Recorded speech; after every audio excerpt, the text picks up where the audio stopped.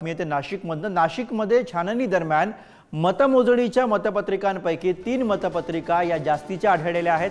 22 नंबरच्या टेबलवरती नोंदीपेक्षा 3 मतपत्रिका अधिक आढळल्या। 3 मतपत्रिका जास्तीच्या आढळून आल्यामुळे मतमोजणी केंद्रावरती गोंधळ निर्माण झाला होता।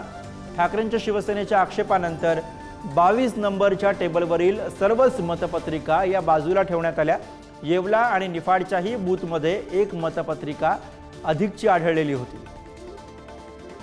आणि याच विषयी आपण अधिक बोलूयात। किरण ताजणे आपले प्रतिनिधी सोबत आहेत। किरण, आधी 3 मतपत्रिका जास्तीच्या आढळल्या आणि त्यानंतर सुद्धा आणखी एक मतपत्रिका जास्तीची आढळलेली आहे। कशी एकूणच ही प्रक्रिया सुरू आहे?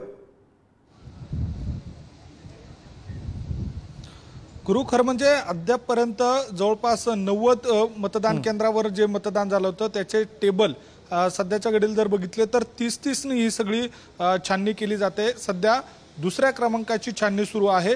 60 पर्यंतच्या या सगळ्या छाननीची प्रक्रिया सुरू आहे। पहिल्या टप्प्यामध्ये 30 ची छाननी करण्यात आली होती। त्यामध्ये जवळपास 22 नंबरच्या टेबलवर 3 मतपत्रिका अधिकच्या आढळून आल्या होत्या।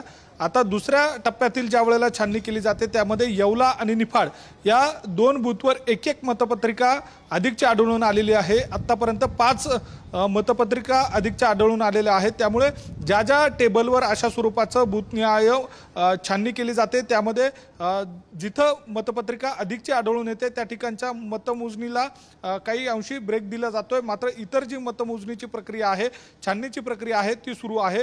साधारणपणे अजून अर्धा ते 1 तास ही छाननीची प्रक्रिया सुरू होईल आणि त्यानंतर बाद आणि जे वैध असेल हे मतपत्रिका एका बाजूला केल्या जाईल आणि त्यानंतर कोटा निश्चित केला जाईल। त्यामुळे संपूर्ण प्रक्रियेला अद्याप तरी अजून वेग आलेला नाहीये। साधारणपणे 1.5 ते 2 तास जातील आणि त्यानंतर जवळपास अर्ध चित्र हे क्लिअर होईल आणि त्यानंतर कोटा निश्चित झाल्यानंतर सायंकाळी 6 ते 7 वाजेपर्यंत या सगळ्या दरम्यान जो पहिली फेरी आहे ती पूर्ण होईल अशा पद्धतीचा अंदाज व्यक्त केला जातोय। गुरु, धन्यवाद किरण या सगळ्या सविस्तर माहितीसाठी। पुढे